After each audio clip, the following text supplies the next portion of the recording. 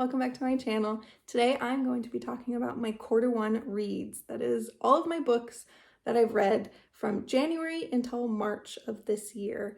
The 5-star ones and the ones that I did not finish, or rather I should say the singular one that I did not finish, because it's very rare that I don't finish a book, but unfortunately in quarter one of this year I did, and I regret reading as far as I did. But you will find out about that later.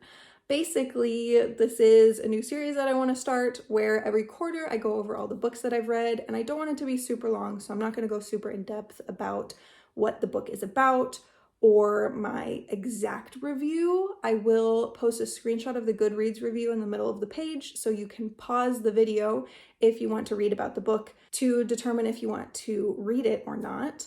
But I'm not gonna explicitly talk about any plot points or anything myself. It's gonna be spoiler free, so don't worry. Then I will rank it on a list, and then I will tell you if I recommend it to you or not, or if I recommend it to only a certain group of people, what that group of people may be.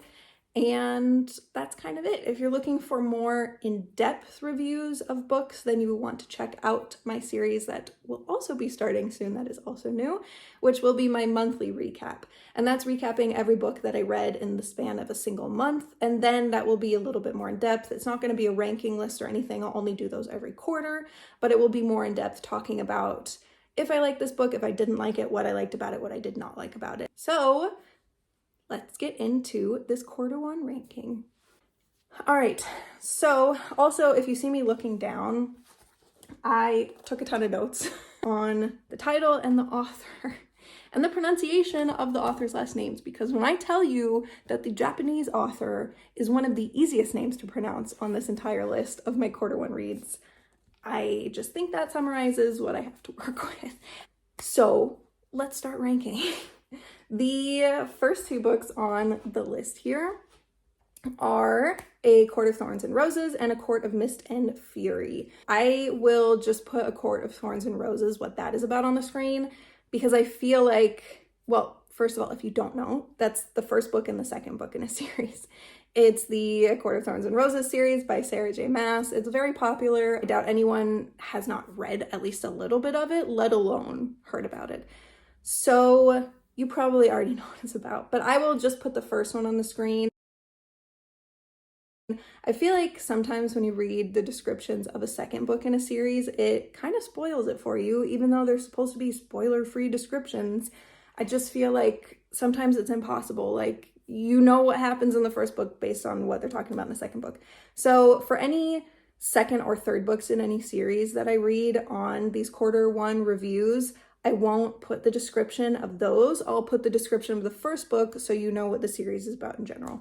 It might be my third time rereading the second book, A Court of Mist and Fury. It's definitely just my second time rereading the first one.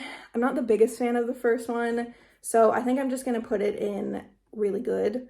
I gave it 4 stars on Goodreads. For me, it's kind of a low 4 stars. I guess if it was on Storygraph, it would be roughly, I don't know, 3.75 or something for me. And the thing is, I just really don't like the first 75% or so. I think it's okay. It's not awful, but really my favorite characters in the series are characters that are either introduced in the end of it, Under the Mountain, like that whole situation, like Reese, he's one of my favorite characters for sure, or they're introduced in the second book. Like Amryn is also one of my favorite characters. I love her so much. And also Azriel and just like all of them. Really everyone who's introduced in the second book, I feel like, is a better character than anyone who's introduced in the first book. I do like Lucien, so there's that, but that's kind of it. I really don't like Farah's sisters. I'm also not the biggest fan of Farah, the main character. I don't know. I think as the book goes on, she becomes more tolerable to me and I like her a little bit more. But in general, I'm just not the biggest fan, especially in the first book. And I'm not the biggest fan of Tamlin in the first book, and especially not in the future books.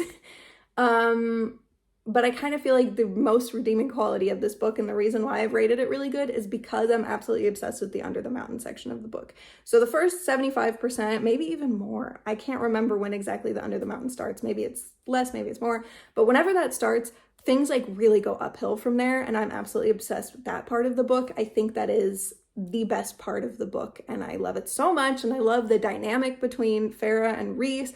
I love the trials. I think it's so much fun. I think it was creative. I just love that section so much. So that's why I'm putting it in really good. If the Under the Mountain section was in the second book and not in the first one, for example, something like that, or if it was just its own separate book, then this would be in meh. It would be down there, the second from the bottom category, but because it has an Under the Mountain section, that's why it's going there. And also because I just like the characters that are introduced in A Court of Mist and Fury so much, then that's going in really good. But I don't think I'm going to put it in the top category because there's a lot of things that I'm not a big fan of in the series, and also I'm not a big fan of smut in general. I just feel like the smut goes hard in the second book for me personally, and I'm just not the biggest fan. And I like a lot of things in the second book, but I also don't like several things. So that's why it's going there. And then I have All the Stars and Teeth by Adalyn Grace. So again, if you want to read what the book is about, just pause the video, or I will just continue right on. I rated this 3 stars, and I'm just going to put it in a decent 3-star read also. I think it was just an even whole 3 stars for me. I just wasn't crazy about it. I didn't dislike it particularly, but I just was not a big fan of the main character, Amora, and her whole family. I just really didn't like her people in general, like the country that she's fighting so hard for, the way that they just like flipped on her so quickly and everything. Like, I just wasn't the biggest fan. I do feel like the most redeeming qualities in the book were the side characters and the male protagonist, Bastian. I really liked him a lot, but in general, I don't know, I just wasn't crazy about it. I would just put it in decent 3-star read. I think if you really are looking for a good kind of pirate related read, this is okay, but honestly for me it was not piratey enough, and I just didn't like the characters enough. But if you're really interested in magic and you want a book that's magic and piracy together, then this is probably an okay read. I would give it a shot and just see if you like it. So moving on, this was a manga that I read.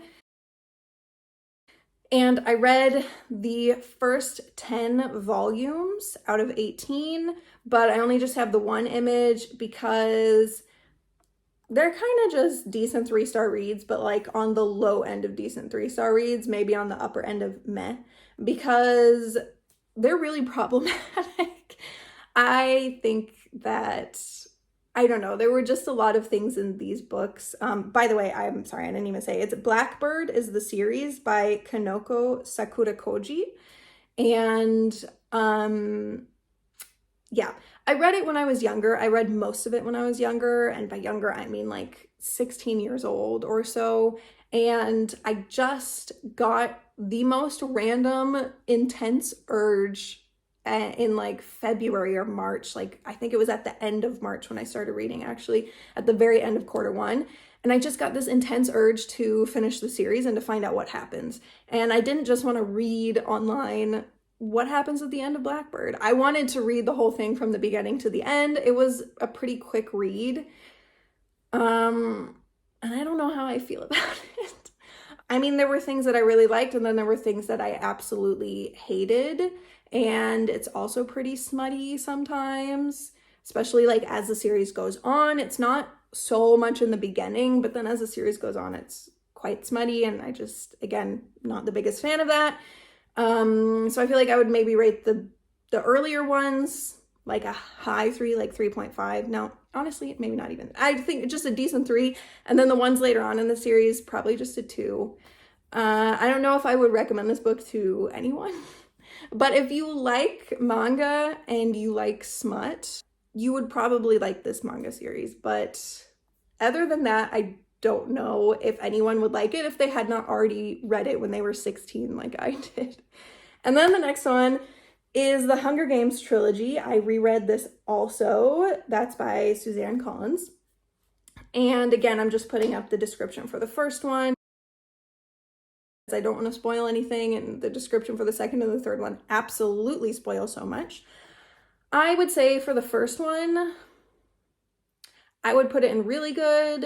I think I would just put all of them in really good, but I would rearrange them differently. I would say, if I'm going to rearrange them, then I would say A Court of Roses is down here behind all of them. A Court of Mist and Fury is maybe the top, then Catching Fire, and then the first one. Catching Fire is my favorite out of the whole series because I just feel like the whole quarter quell idea and then what actually happened in the quarter quell and how it happened, I really enjoyed.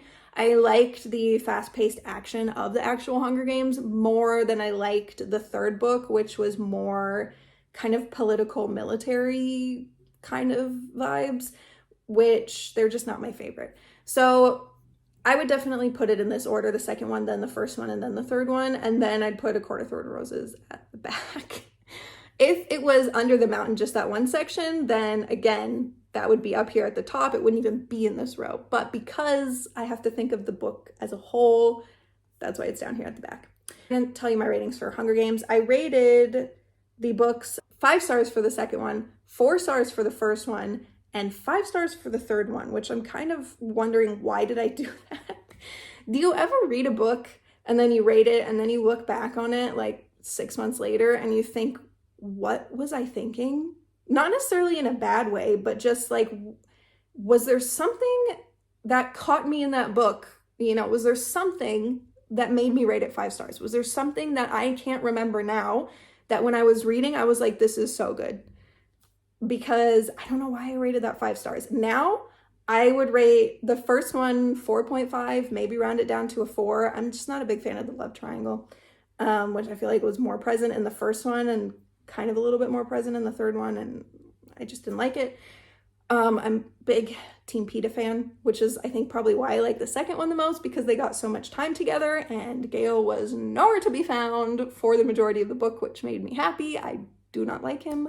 And so I would say I would rate the second one 5 stars, the first one 4.5, and then the third one just 4 flat. So yeah, sometimes I just think, why did I do that? Anyways, to continue on, the Ex Hex by Erin Sterling. Here's the description for it. And that one I gave 4 stars. I was actually really surprised. I generally do not like contemporary. I do not like romance. I think because this book had like a little bit of a magical element to it, a little bit of fantasy, and also I feel like it was funny, like particularly funny and more my type of humor than the average contemporary romance book is. I was more prone to enjoying it than the average kind of chick lit book. And I'm kind of shocked that I gave it 4 stars. I'm pretty sure I gave it 3.5 and I rounded up to 4. I think it was almost like a sympathy roundup. Like, you know, I was so shocked that I liked a contemporary romance book so much that I just felt like I'm going to round it up because it deserves it, because I enjoyed it, which is really hard to do for me. Like, it's really hard for a contemporary author to impress me so much. But it wasn't necessarily that the book was so good that I thought it should be a 4. I definitely think that I rounded up. So I'm going to put it, I don't know. Honestly, I wish there was kind of a category between this. I created these categories, so I could have done this, but I wasn't thinking ahead. I thought this would be enough, because this is kind of like, you know, 5 stars, like a full 5+ stars. This is kind of 4, this is kind of 3, this is kind of 2, this is kind of 1. So I thought that's all encompassing. I wish there was something where it was above decent 3-star read, but below really good, because I wouldn't say this book was really good. I would say it was good. So I'm going to put it in here, but I'm putting it at the top of the list because I just think it was better than just a decent 3-star read. I just don't think I would ever categorize it as really good. Next up is Empire of Storms by Sarah J. Maas. I rated this 5 stars, and I'm going to put it in I will never stop thinking about this. Not necessarily because I enjoyed the series so much. I wouldn't say it's, you know, my favorite series ever. I think it's really good, but the reason why this particular book from the series would be ranked so highly is because of the lead and Elide and Lorcan together. I think they have the best romance. There are some close runner-ups. I really like Rowan. I don't even care, like, if Rowan was with anyone in the series, I would love that because I just love Rowan so much.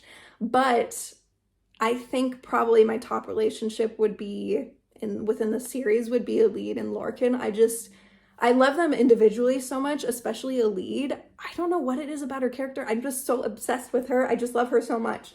So yeah, I am going to put that I will never stop thinking about these, you know, as in these books in this row, which I hope some more will join. But I do see some that I know will go up here soon. But I will never stop thinking about Elide. I will never stop thinking about Elide and Lorcan together. I will never stop thinking about their whole trip together in this book and like everything that happened and the things that he did for her. Like, I just love it so much. I could talk forever about them. So it's kind of funny that this is next. This is Everything is Effed, a book about hope by Mark Manson. We are going from high highs to low lows. This is one of the only books in my entire life that I have not finished. I truly hated it. I feel like I wasted so much time on this book and I'm kind of kicking myself now. In general, I am prone to say you're never wasting time on a book because you're always learning something or you're always taking something away from the situation. But honestly, I don't think that about this book. I think this was just a waste of time and I hated every single second of it. And I cannot believe that I got so far. I did not finish it at like 80%.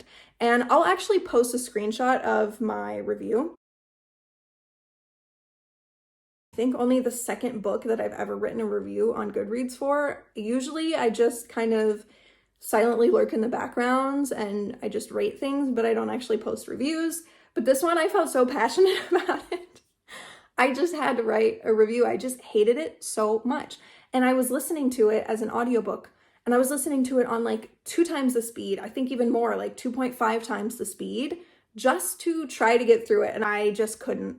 I just hated it. I just feel like it was so weird. He like at one point said that because there was like the Holocaust in the past, that we basically can't even complain about anything nowadays because we have it so much better and easier and the people in the past had it so much worse.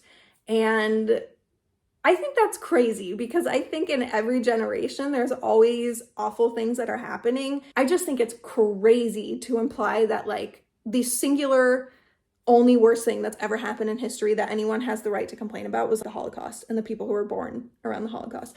I think it's wild. I think his opinions were wild. I think it was so vulgar just to be vulgar. It just felt like it was very try-hard. You know, like it just felt like he just wanted to be so edgy and unique and cool. And I just hated it. I could rant about this book for a long time, but I'm just going to move on because I don't want to spend any more time on this book. I spent so much time reading the book up to 80%. I don't even want to think about it anymore. So next book is Forgotten God, Reversing Our Tragic Neglect of the Holy Spirit by Frances Chan. I gave this 4 stars and I do think it's really good. I think I would put it actually up here. As you can see from the Goodreads description, if you saw that briefly for that little flash, then it is a Christian book. I think it was really good. I really like Frances Chan. If you're Christian or if you're not and you're just interested in the topic, and if you know you've read anything about this topic before, you probably know Frances Chan. He's pretty famous and I just like him. I think he writes in a very simple, straightforward way. I do kind of think if you're reading a lot of his books, he doesn't recycle the information, but it kind of just ends up sounding similar, I think just because of his writing style. And so I don't really feel like this one was revolutionary in the Frances Chan world or anything, but I do think it was really good and I enjoyed it a lot. And I think it's a good reminder. And also it was pretty short. It was a quick read. And I think in general as a Christian, it's just important to learn a little bit more about this topic. And I liked it. I would recommend it to anyone who wants to read about the topic, regardless of whether you're a Christian or not. I think this is a good book about the Holy Spirit in general. And next up is Good to Great from Jim Collins. I rated this one 4 stars. I will put it here in the really good category, but at the back. I really enjoyed it, but it's kind of says that it's a how-to guide on how to become or how to move from good to great. And I feel like it's less a how-to guide. There are definitely a couple of how-to sections, but I feel like it's a little bit less that, and it's a little bit more just telling you about these companies, which of course you can learn from just being told about companies. That's, you know, I'm not debating that or anything, but I am just saying I wish it was a little bit more practical application based. And I also feel like the information was, you know, again, to use this word for the second time in this video, I just feel like it wasn't revolutionary, which I kind of understand. Nowadays, things are kind of just repeating, like songs are being repeated. You can only play so many chords in, you know, the span of human history before they start repeating. And I feel like for books, especially self-help books, it's kind of the same thing. We only have so many studies that have proven psychology and how humans work and how humans think and how companies work and everything. And so there's only so much information and research you can take from. And so at a certain point, things are going to repeat, and you can only say it so many different ways before you start saying it the same way that somebody else started saying it.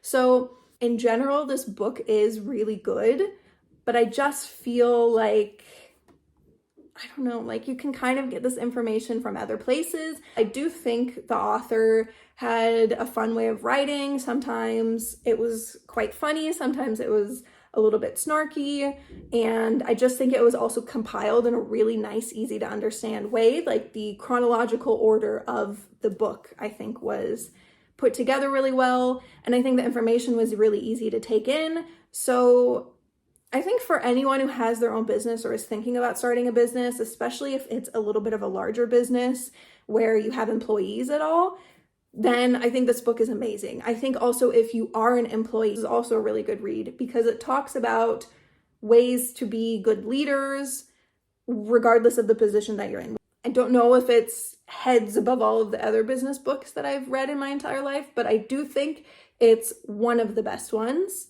And I do think that I enjoyed it, and I would categorize it absolutely as really good. Okay, so next up is Holes. That is by Louis Sachar.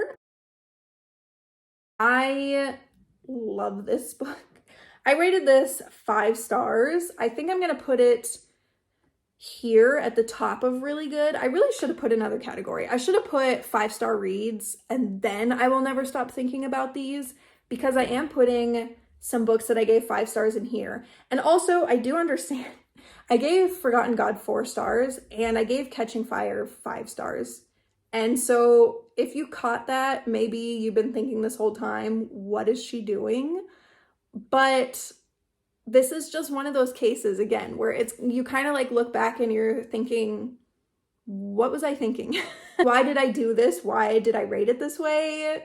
And now looking back on it, I'm kind of thinking, what did I take away from these books? And so in regards of how much the book improved my life or how much joy it brought me, that's kind of how I'm rating these books right now. And I just feel like I took away more from Forgotten God than maybe I gave it, you know, a rating for. I think maybe 4 stars was not enough. I think maybe I should have given it 5 stars.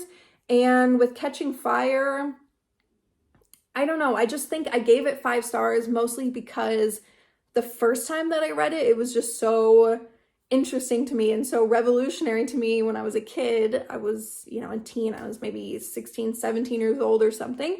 And so it kind of is a little bit nostalgic for me and has like this nice little place in my heart, but it doesn't necessarily mean that I think it's this incredible book that was so well written.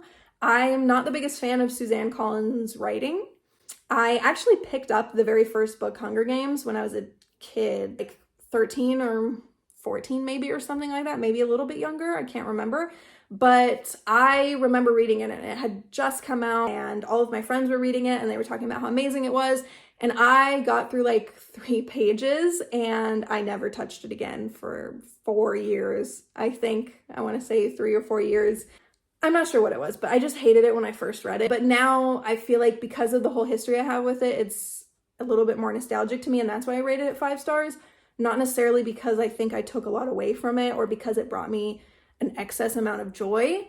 And so the ratings that I gave them on Goodreads, especially if it's an older rating like Mockingjay, Hunger Games, Catching Fire, they're not super accurate to how I rate things now. So when I'm ranking it, it might be a little bit different. You might see a 4-star above a 5-star.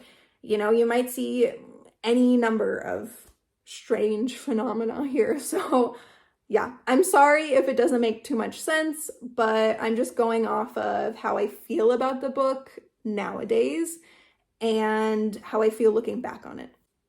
So anyways, 4 Holes, I gave it 5 stars and I definitely think it was amazing. I love that book so much. That's another one which I read when I was younger and I reread it now for the second time and I love it just as much as when I first read it. I love it just as much as the movie. I'm such a big fan of the movie. I don't know what it is about this book. I just think it's so good and it's so simple but so well written and I just love the storyline. I would recommend it to anyone. I think it's a classic. I think it's so good. It's also short. It's a very quick read. And because it's so straightforward and simple, it reads very fast.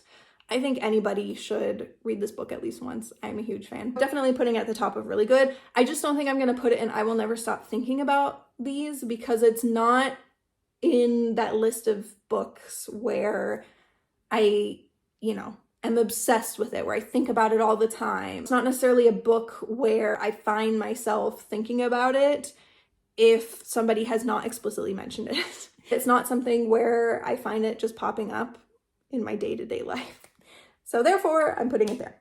Next up is Howl's Moving Castle, which is up here. This is one of my favorite books of all time. It might be my singular favorite book of all time. This was me rereading it for, I think, the 6th time, maybe 7th time. It's definitely the book that I've read the most. I've never in my entire life, I don't think I've ever read a book more than 3 times, other than Howl's Moving Castle. I just love it so much. I love the movie so much. They're very different. If you've seen the movie and you love the movie, you're probably going to love the book, but they're very, very, very loosely connected. I just feel like they're so different, but it's similar vibes. And the vibes are just immaculate. They're just so good. This is the best book of all time. Seriously, if you have not read it, please read it. I cannot recommend it enough. I feel like with Empire of Storms, it's not necessarily for everyone.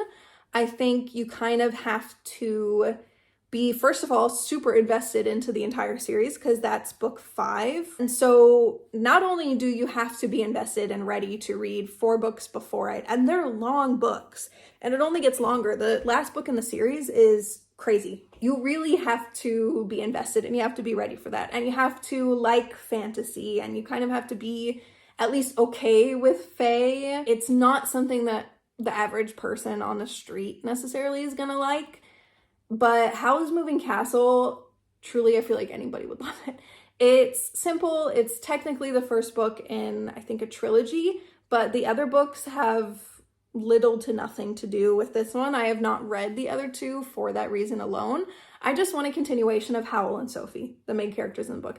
I don't want to read about somebody else and then just maybe have Howl and Sophie make like a 2-second cameo in the book. I don't want that. I want a whole book about Howl and Sophie. I want a whole series about Howl and Sophie. And I'm so pissed that it doesn't exist. I just love this book so much. I love the characters so much. I love all of the characters. The side characters are just as amazing as the main characters. And I feel like that makes a book so special when you're not only in love and so invested in the main characters, but also just like the teeny little side characters. Like if I see a character on like 5 pages of an entire 300-page book, and I love that character so much, almost just as much as I love the main characters, I feel like that's just an amazing writer. And I feel like Diana Wynne Jones, I just love the way that she writes. I love everything she did in this book. She just was a genius when she created it, and I'm so obsessed with this book. I cannot speak about it enough. Please read it if you have not. It is so good. Please, I am begging you. To continue on, because honestly I could ramble about Howl's Moving Castle for like 50 years, but I won't do that to you because this video is already long. To move on is Happy Place by Emily Henry. I gave it 4 stars. This is another contemporary romance that actually really surprised me. This was also a 3.5 star rounded up to 4 stars. I'm not sure. Because it was 3.5 stars, I mean, really, I could put it in the decent 3-star reader up here. I think I would put it here, and I would put it above the Ex Hex, I think. But I don't think I would put it in really good. This book honestly has a lot of things that I don't like in books. Like, I really don't like second chance romances. I really don't like romances where it has any implication, past, present, or future, anything about right person, wrong timing. I don't like that trope. And again, I'm not a fan of chick lit and contemporary romance in general, but I feel like there's just something about this book. I wasn't a huge fan of the main characters even, but it was just the way that it was and the things that were said. And I feel like this book, there was a lot of, I don't know, I guess wisdom, and it just kind of really got me thinking, which I wasn't expecting in this book. And I just feel like the idea was nice, and I think the title is sweet, you know, with like what it refers to in the book and everything. And I think that these side characters I liked potentially more than the main characters. I really enjoyed them. I thought they were really fun. I think there was some really good banter in this book. I think it was laugh out loud funny sometimes. And I was just really surprised. Like both of these books, I specifically read them because I thought out of all of the contemporary romance books that I see that are so popular and so beloved nowadays, I felt like these were probably one of the only 2 that I would actually be interested in. And I thought they would just be solid 3-star reads, nothing higher. And then I was shocked that they were 3.5, and I rounded both of them up to 4 because, I mean, I could even say Happy Place was like 3.75 to me. I think if you like contemporary romance, you would probably love both of these books quite a bit, because I even like them and I don't. So the next book is Ikigai, the Japanese Secret to a Long and Happy Life. And it is by 2 authors. It's Hector Garcia and Francesc Miralles. And this book I rated 4 stars, but it's kind of an unhappy 4 stars. Because I feel like when you read the title, especially if you know the word Ikigai, it's a specific word. And it basically just means that you're doing what you were meant to be doing. It's kind of like if you've got a Venn diagram, I've seen it explained as, and it's like what you were meant to be doing, what you enjoy doing, what makes you money, and what benefits the world. And kind of like in the middle is your Ikigai. It's like your life's calling, basically. And I thought that this book was going to be about that. I thought this book was going to be about finding your passion and how to expand your passion and make it work for you and help the world at the same time. And I just kind of thought it was actually going to be about Ikigai because it was literally titled Ikigai. I don't think that's a huge leap to take. I think that's the leap that most people took. And it's not about that at all. I have no idea why they picked that title. I mean, I guess I can kind of see because there was like a very brief section at the end where they talked about that, but truly the entire book, 99% of the book, is just how to live a long life. And that's the book summarized. It was great and I did enjoy it. And so I rated it 4 stars because I liked learning about how to live a long and healthy life, but it had absolutely 0 things to do with Ikigai. And I don't know why they named it that. It made me so mad. So because of that, I'm going to put it in really good, but I'm definitely putting it at the end. And that's with the caveat that you cannot read the title and assume that that's what it's going to be about with this book. It is so off. But then once I got over that, then it was a good read. So to continue, We have Sky in the Deep. Just right off the bat, I'm dragging it right up here. Also, I would put Howl's Moving Castle up here. And I don't know. That's like really causes me a lot of stress right now, deciding if I want to put that above Empire Storms or if I want to put it after. I think I'm going to put it above, because with Empire Storms, the thing that makes me love that book so much is a lead mostly, and then kind of the lead in Lorcan. And so that's great, but that's a small percentage of that book. And Sky in the Deep, I really enjoyed a lot. I will say it took me a while to get into this book. I was listening to it on audiobook, and I don't know if that was the reason why, or if it was just, I don't know, it just wasn't grabbing me in the beginning. And I had to re-listen to the first and second chapter probably 5 times because I just was not focusing on it. My mind was going elsewhere. I just wasn't interested. I listened to it while I was falling asleep once, and normally I'll stay awake for a while and I'll fall asleep after my sleep timer on Libby goes off. But this one, I fell asleep before, like every time I was listening to it in the beginning. And I don't know, it just took me a while to get into this book. But then once I did, then I really got into it. And I'm such a big fan of Viking stories, and I feel like this was such a good book. And the thing that really took it over the edge for me and really like put it in this category is I just really love the relationship between her brother, whose name I totally forgot. I should have written that down.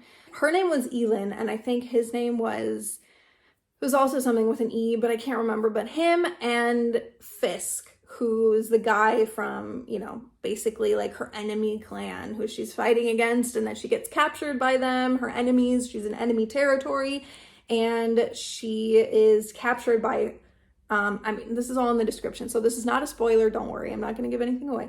But her brother and this other guy, Fisk, those are the people who capture her.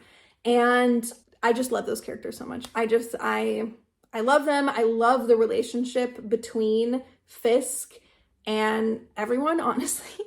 Fisk, I love him so much. He was such a good character to me. He's one of my favorite male protagonists in a while. I loved the way that he was written and the way that he was written with other people. I specifically, and what I was mentioning before, was I loved his relationship with her brother and Fisk. I think that was really special. And I don't think it's too often that you see such a deep and not just, you know, kind of superficial relationship, but like a really deep, sensitive, intimate relationship, friendship between men in books. I feel like that's not super common. Sky in the Deep was just like next level for me for some reason with their friendships and their relationships. It just was so sweet, and I just loved how the relationship was explained and described and everything. I love all of it. So 10 out of 10 for that book. I really loved it, and I would highly recommend it to anyone. If you're even remotely interested in Viking fiction, this book is probably going to be another 5-star read for you. If you're not, but you're interested in really action-packed books, then this is probably also going to be a 5-star read for you, because it's definitely very action-packed. I think I saw in some of the negative reviews, people were saying it was a little bit too much focus on the action, and it was just, you know, Viking battle after Viking battle, and I loved it. And I really like books that are action-packed like that and have a lot of battle scenes. So if that sounds like you should read this book because it was amazing. The next one is The Alchemist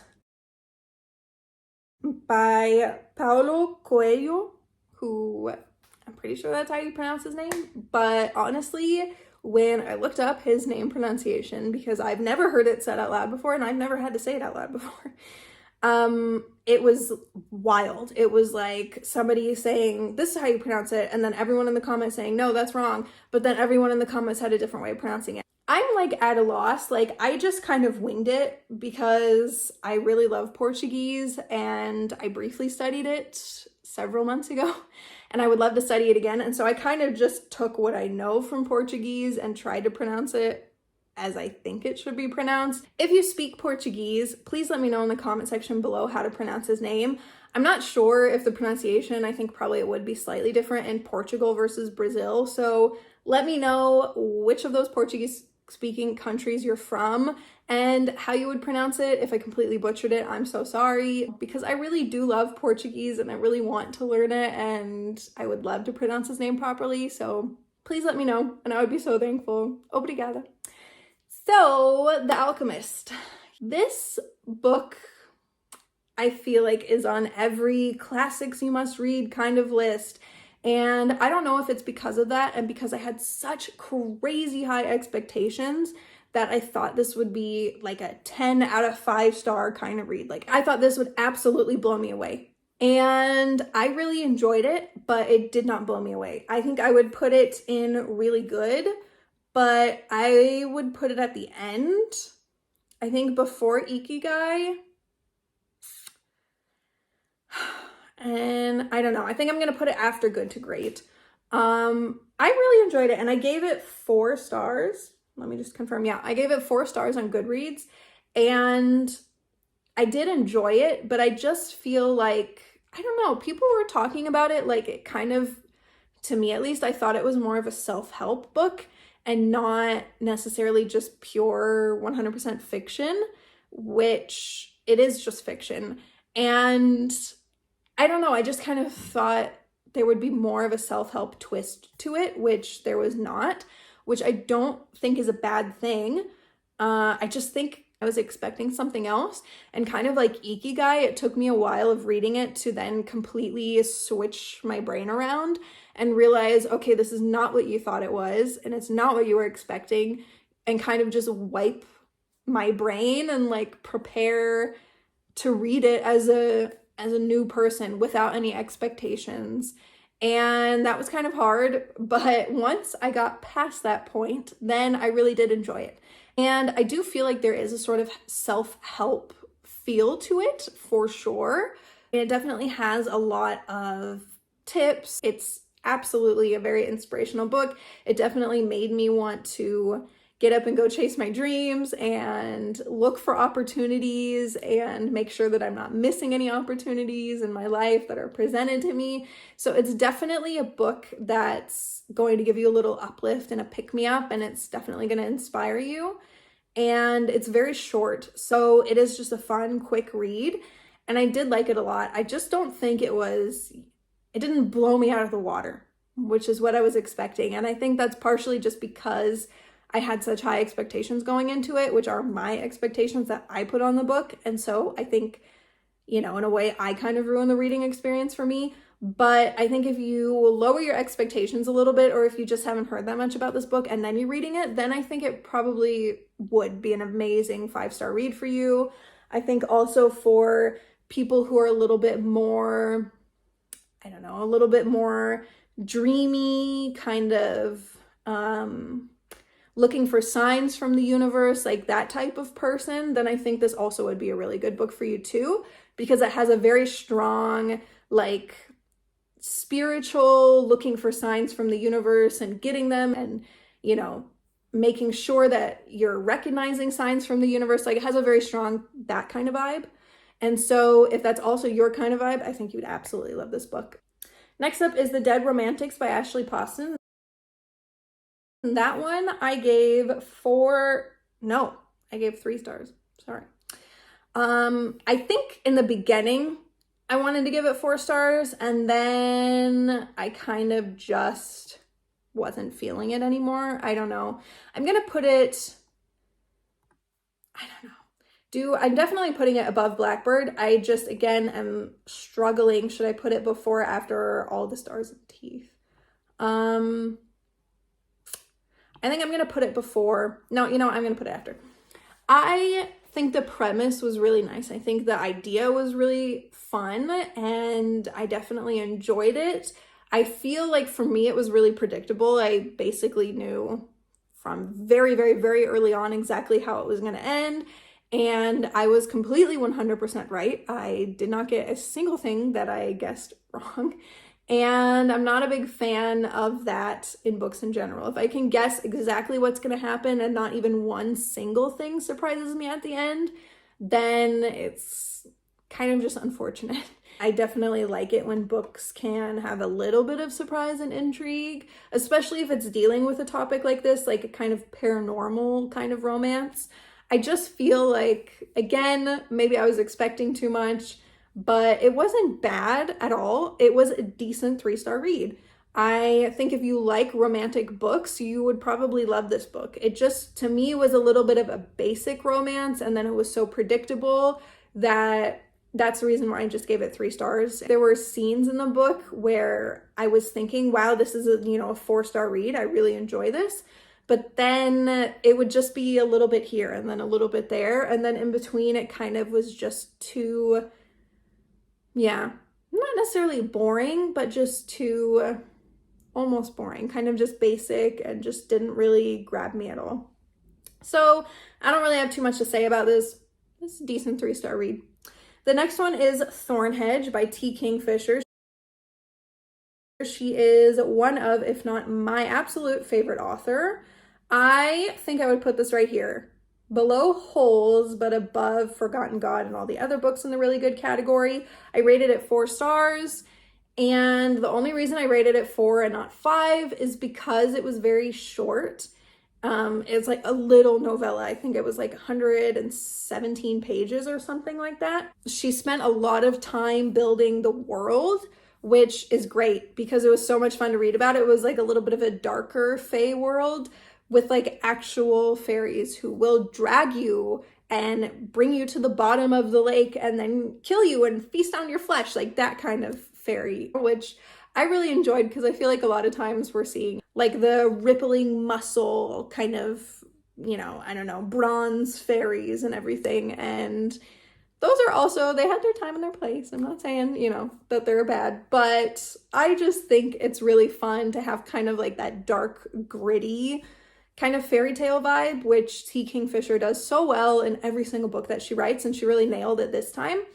But I feel like because the book was so short, I really would have wished for a little bit more emphasis on the characters and the relationship building and the plot, like the modern day plot. But it was a lot of back history and what happened in the past and, like all of that stuff, which I think was so interesting. And I really loved reading it, which is why I gave it 4 stars. But I just feel like I would have preferred if it was like 50-50 instead of like 80% backstory, history, etc. And then just like 20%, oh, by the way, this is what's happening right now. And then like when it was just like over so quickly.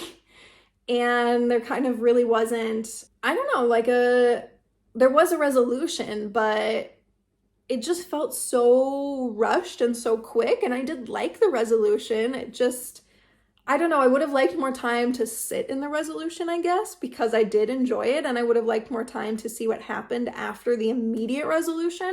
I would have liked to have seen just a little bit more of the 2 main characters together, who I loved so much. The main, like, female protagonist, Toadling, she's, like, definitely, like, in my top list of favorite protagonists of all time.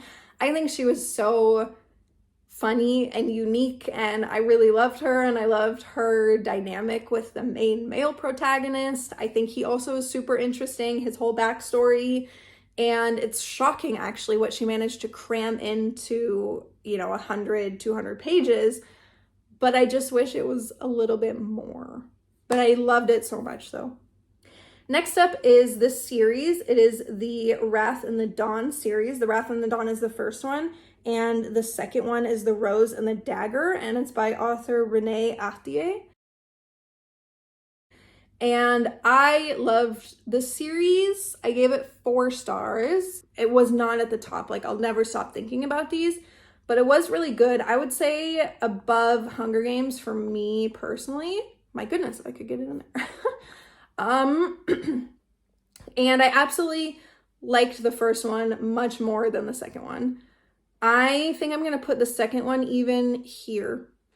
I think I would put it behind Catching Fire and Hunger Games. I feel like the whole first book was this kind of world building, which I feel like was a really interesting world. I liked it a lot. I really loved seeing the main characters and what it's like being a caliph. And I just think The whole world and the whole general plotline was really fun and really smart and unique, and I liked it a lot.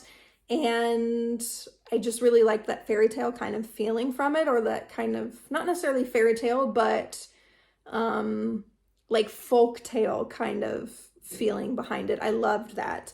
But I feel like in the second book, it was lost a little bit, all of that kind of folktale, fairy tale feeling. The first book was just kind of more exciting. It was the mystery of finding out what this curse is and how can you possibly lift this curse, and, you know, I don't know, just answering all of these questions. And then by the end of the first book, all the questions were basically answered. And the second book is, you know, actually doing what you have to do to lift the curse and to help the people and the characters, like, to just advance their stories and the plot lines. But there's not really any questions that have to be answered in the second book. And so it kind of just feels like the mystery and the intrigue and the newness and the funness and everything from the first book was missing in the second book. And also, the reason I just didn't like the second book so much was just because I really didn't like the ending for two characters. Two side characters. I don't want to spoil anything, so I'm not going to say anything else, but I'm sure if you've read this book, you know exactly what I'm talking about. Let's just say that I like very happy, nicely tied up endings, and this was not that. It was the opposite of what I wanted, and I was so pissed and so sad, and I don't know, the ending of the book just like destroyed me a little bit. Like this one specific part and this one specific plot line. And if you've read the second book, you know what I'm talking about. Leave a comment below if it also destroyed you a little bit. And then we've got Vengeance of the Pirate Queen by Trisha Levenseller. This is the third book technically in the Daughter of the Pirate King series, and it does not focus on the main character Alosa anymore. This focuses on Serinda, and you'll see that all from the description anyways that I put on the screen. This one I gave 4 stars, and it's definitely really good. I think I'm, boy, I don't know. I think I would put it here, maybe in front of The Wrath and the Dawn. Yeah, you know what, I think I will. Just because this is about Serinda and Kieran, which if you've read the Daughter of the Pirate King and the Daughter of the Siren Queen, that, you know, the duology there, then you know the two characters I'm talking about, and you probably also were hoping for a book with the two of them alone. And this is the answer to your wishes. And I love that aspect of it. I think some things that made me only rate it 4 stars instead of 5 stars were that there was just something about the plot line that was interesting to me, but it wasn't grabbing me that much. I also feel like one of the things I really liked was the whole pirate theme and, you know, sailing on the high seas and everything. And in this book, basically they spend the entire time on an island, which is not bad, but it does not feel like a pirate book. Even though the book is literally called Vengeance of the Pirate Queen, it doesn't feel like it really has anything to do with piracy. And I, again, had expectations going into it that it was going to be more pirate themed, and it was in the beginning and it was at the end, but it certainly was not in the middle at all. And I don't know, I just kind of feel like some plot points I just wasn't the biggest fan of, and it kind of felt like the romance aspect was not as nice as it could have been. I don't want to give anything away, but there were just lots of little things that just bothered me. But there were also lots of really sweet moments, and I did really enjoy this book overall. And I think if you like the first 2 books, you'd probably like this one. But for sure, in the whole series, it's my least favorite. I definitely like the first one the most. Then the second one I feel like is also really good. And then this one I feel like is great, but it's not comparable to me to the first 2. But I did enjoy it. And then we have You Are a Badass, How to Stop Doubting Your Greatness and Start Living an Awesome Life by Jen Sincero. And I rated this 3 stars, and I think I'm going to put it I'm going to put it right here above The Dead Romantics, below All the Stars and Teeth and Decent 3-star read. I think, again, what I mentioned before with the Good to Great book is that there's really very little, if not, anything that could be said nowadays that is not repeated information or recycled information. People have said so much stuff, especially self-help stuff, that there's not that much new information. And like I said before, everything is just packaged differently, but it's kind of still the same thing inside. So this book was great in general, but the information was not that great. The information was just very basic information, I think, that I've already heard 1,000 times. I read this back in January, February, so I can't remember it too well, but I don't remember anything that really sounded revolutionary to me. I don't really remember anything where I thought like, wow, this is amazing information. I have to write this down. Like, I've never heard anything like this. I don't remember thinking that at all. I don't remember even getting close to thinking that at all. I just remember thinking, yeah, this is good information. This is a good reminder, etc., etc. And I think she writes in a kind of fun, energetic way, which I did enjoy. And so I did like that aspect. But in general, in terms of self-help books, this was kind of middle of the road, maybe slightly on the higher end of the middle of the road, but still just middle of the road. Again, if you've never read a self-help book before, then you'd probably like this one. But if you've ever read even just one before, this is probably really, really similar information. So finally, the last one. I am so sorry. This was so much longer than I thought it was going to be. So much longer. Is The Silent Patient. And I think this might shock some people, because I think some people are thinking I'm going to put it like way up here, or I'm going to put it here, or even here. But I'm not. I'm putting it down here. I'm just putting it in meh. I really was disappointed with this book, like really disappointed actually. And the more that I think about it, the more disappointed I get. And I rated it 3 stars. Oh, by the way, this is by Alex Michaelides, which is another one of those names that I had to look up how to pronounce, because I was like, what even is that? But it's Alex Michaelides. And I don't know, I just had high expectations. Again, it was another one of those books where I've heard about it so much. So many people on BookTube and Book Talk and everything, they've been talking about it and saying how amazing it is, and how it was so thrilling, and how the ending, there were plot twists, and it was just shocking. And I did not feel that way at all.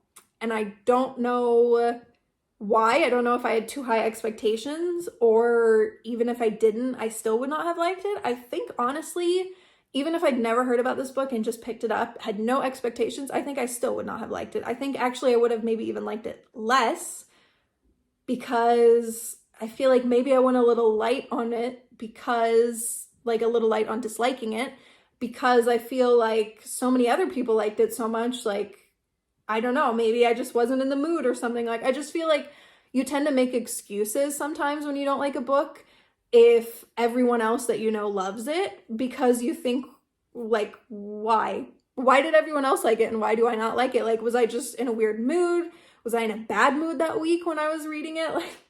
And I feel like if you don't know anyone who likes it or dislikes it, then you kind of just trust yourself innately.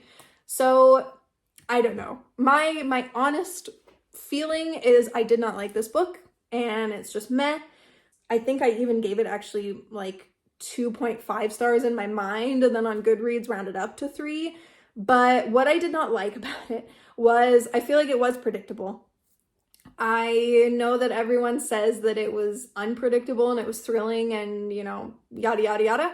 But I guessed the ending by maybe like 60% way through the book. I could kind of figure out what was going on based on the way that the chapters were. I don't want to give anything away, so it's kind of hard to explain this without giving anything away. But basically, when I started thinking about it and then putting together some pieces that, you know, were trickled through the story, then I had a kind of general idea of 3 different ways that I thought the story was going to end. And one of those ways was how the story ended. And so it wasn't shocking to me. I don't really feel like there were that many plot twists. The fact that I guessed the way that it would end like 60% way through the book, I just really did not enjoy that. I hate it when that happens. Again, that's like with the dead romantics. It just, I don't know, it just really kind of ruins the story for me when I know what's going to happen. And you don't know until you get to the end, but when you have an idea and then when you're reading the book, it just feels like it's confirming your idea the whole time. And then you really start thinking, okay, for sure, I'm right. Like, I know this is how it's going to end now. Like, there's just so many hints in the book once you have an idea. Also, the reason I gave it 3 stars, and honestly, the number 1 reason why I gave it 3 stars, I think if I would have guessed the ending, I maybe still would have given it 4 stars if it were not for this reason. But I have never hated a main character more than I hated Theo. I understand that's kind of the point. I understand he's not supposed to be super likable. I know you're supposed to think that, and you're supposed to think like he's awful, like he's, you know, not doing what he's supposed to do as a medical professional and yada, yada, yada. But regardless of that, like, I just hated him so much. I hated every single word out of his mouth. I hated his chapters. I hated everything. I don't know. I guess some people would say, well, then he did a good job, the author, you know, and like he wrote a character that made you feel so passionately, regardless of whether it was good or bad. But for me, I disagree. I don't think just because you're passionate one way or the other, that's a good thing. I think if you're passionate about hating a character so much, and not like a I love to hate him kind of thing, like that I think is great. That really is a sign of a good author. But if you genuinely hate a character and you don't love to hate this character, you just hate this character, I don't think that's a good thing. I think that's a bad thing. And again, I've truly never hated a character as much as I have hated Theo. He was just insufferable. He was so awful and annoying and pompous and like so full of himself. Like the whole story with him and his whatever girlfriend, wife, whoever she was, like, again, it wasn't that memorable for me. Like, but like that, oh, it just made me so mad. Every single thing that came out of his mouth made me so mad. I hated him so much. Ugh. So yeah, so I rated it mostly 3 stars because I just hated Theo with a passion, and because I guessed the ending. And I did not think that it was, you know, this like thrilling, twisty, turny kind of book that everyone was making it out to be. I feel like it was just kind of a good basic thriller. But again, the character was just so insufferable, I could barely get through it. It like really was grudgingly hard work. But I did it. I did not DNF it, which I'm proud of. But yeah. Anyways, that is everything. So thank you for staying for so long. If you've made it all the way to the end, I am sorry. I really didn't intend for it to be so long. But honestly, once I got started talking about some of these books, I felt so passionate about hating it so much or loving it so much that I kind of rambled a little bit longer than I wanted to. I will try to keep the next quarter review much shorter, and I hope you enjoyed this. I hope you found some books that maybe you didn't know about before and now you're adding it to your TBR. Let me know if you've read any books on this list and what your thoughts about them were, and let me know if you do read any of these books on this list because of what I said. I would really like to hear about your opinion afterwards and see if you loved them as much as I did or if you hated them as much as I did for the last 2 on the bottom here. So thank you and have a good day. See you in the next video. Bye.